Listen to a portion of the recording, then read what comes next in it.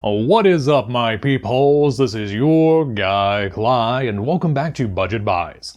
Now today, I'm going to be talking about the multicolor LED gaming keyboard from Five Below. And just like the previous set of true wireless earbuds, this is actually part of Five Below's 10 Below line, and as such, it's going to set you back a little bit more than $5. Depending on the location you pick this up at, you're either going to end up paying $7 like I did, or you're going to be spending $10. Now, if you're wondering where that price difference comes from, my theory is that it stems from the fact that this keyboard was originally rolled out on Five Below's website a little while ago when they did the online version of their 10 Below program. At the time, this keyboard was listed as $10, so either somebody didn't get the email about the price change because this is now $7 on their website, or those older units just had a $10 price tag on them and the managers at whichever locations received them just ran with it. But whatever price these end up being at the location near you, just remember not to be a jerk to the cashier if they happen to have the $10 version. Now, this is the part of the video where I usually start breaking down the different features that are mentioned on the packaging, but what you see is what you get. It's an LED keyboard with multicolor LED, a 53.1-inch PVC cable, and a USB 2.0 interface. It also mentions that you turn the LEDs on by hitting the scroll lock key on your keyboard, and that the feature's not compatible with Macintosh. And I've got a lot to say about that later. Now, while the back is pretty much more of the same here, there is one thing that I found interesting on the packaging, and that's right around here. Because this keyboard is distributed by 1616 Holdings Inc. And I looked them up. It turns out 1616 Holdings is owned by Five Below. So they decided to make this product, give it packaging that is the same on the front and the back, and not put their own branding on this box.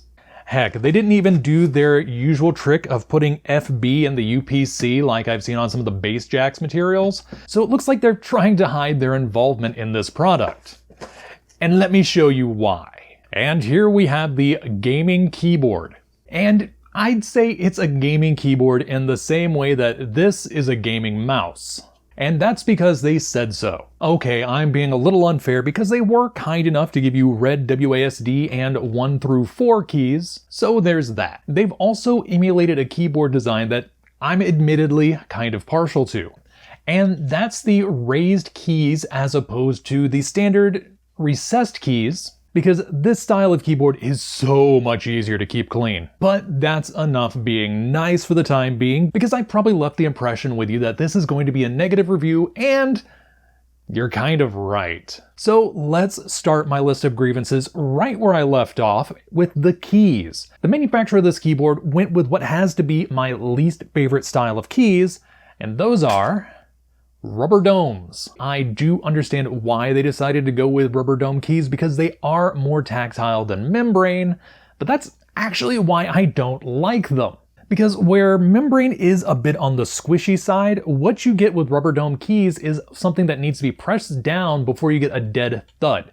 I'd rather have a squish than a pressed thud. Of course, that's just my personal opinion. I know not everybody feels this way. Now, one thing that isn't an opinion is the fact that the manufacturers went with some of the thinnest plastic I have ever seen on a keyboard. I mean, this thing is almost as flexible as those silicone roll-up keyboards I've seen at Five Below.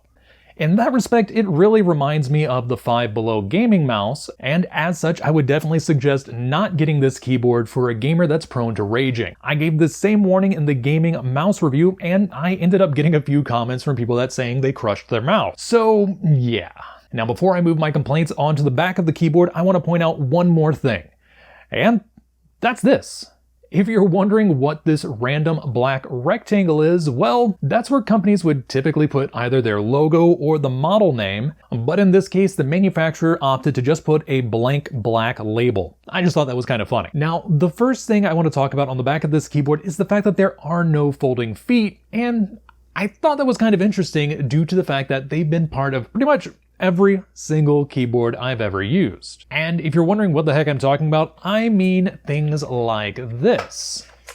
Though admittedly, it does make sense that the manufacturer chose to omit that feature, seeing as how they use such a thin plastic that the feet would probably snap off the moment you looked at them funny. Fortunately, they did decide to include this raised section of the back so that the keyboard's always at an angle as opposed to always flat, because I've never once used a keyboard in the flat position. That always just feels odd. Of course, that's not the strangest thing going on back there. That honor is reserved for this. What you're looking at is one of the friction pads on the bottom edge of the keyboard. But do you notice anything weird? What we have here is a single dot of rubber and everything else is injection molded plastic. This means that the person making the mold decided it would be a good idea to leave the original rubber pads on whichever keyboard they were cloning, and then had a minor change of heart and decided to drill a hole straight through the pad. Of course, another possible scenario would be that they did indeed make the mold with a solid plastic friction pad, cast a keyboard, and then changed their minds when it was sliding all over the table. In fact, that scenario is funnier, so that's the one I'm going to stick with. Of course, no matter what happened, this is yet another thing this keyboard has in common with the Five Below gaming mouse, because the mouse has injection molded hex bolts. The last thing I want to talk about is the LED effect, and I've been putting this off because it's probably going to be one of the most rant-filled portions of this video. So, without further ado, let's turn this sucker on.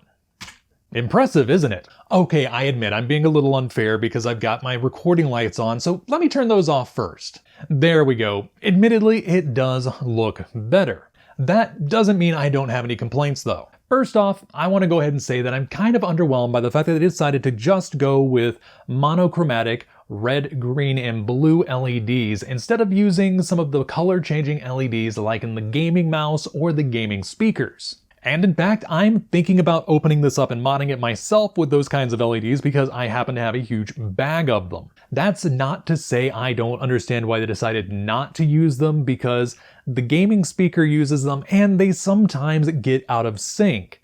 So you would end up with pretty much just random colors all over the keyboard if you went that route, at least in theory. I'll know for a fact if I end up doing the mod. Also, the way they implemented this LED effect does somewhat justify using the thinner white plastic on the base of the keyboard, but that doesn't mean I have to like it. I mean, I'm not expecting them to have an LED per key like the mechanical keyboards I have, but I have used membrane keyboards with an opaque back that were able to pull off a decent effect without using that many LEDs. I guess the added cost of the types of keys needed to pull that off outweighed the benefit. Last but not least, let's talk about how you turn on these LEDs. Like the box said, you use the scroll lock key, and it's not compatible with Mac, where some of the lower cost mechanical keyboards I have control their LEDs through a custom firmware.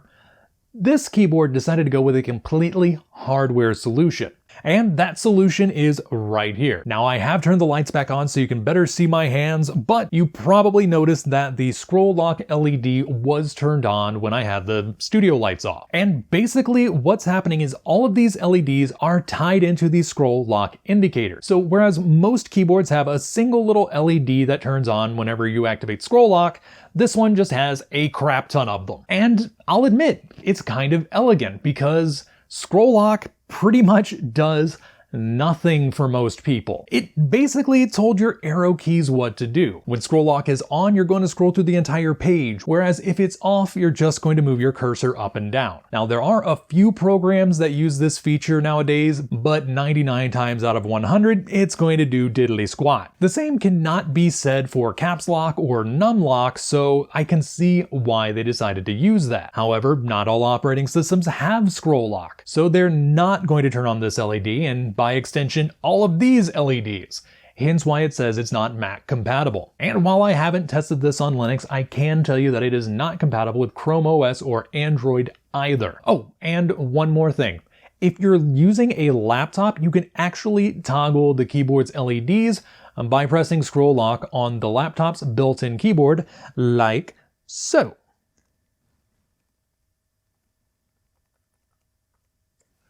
Heck, I wonder if I could set a macro recorder up in the background to toggle scroll lock at set intervals and then make my own LED lighting effect. Of course, I'm not going to test that right now. What I am going to do is give you my verdict as to whether or not I think this keyboard is worth the money. And the answer is, kinda.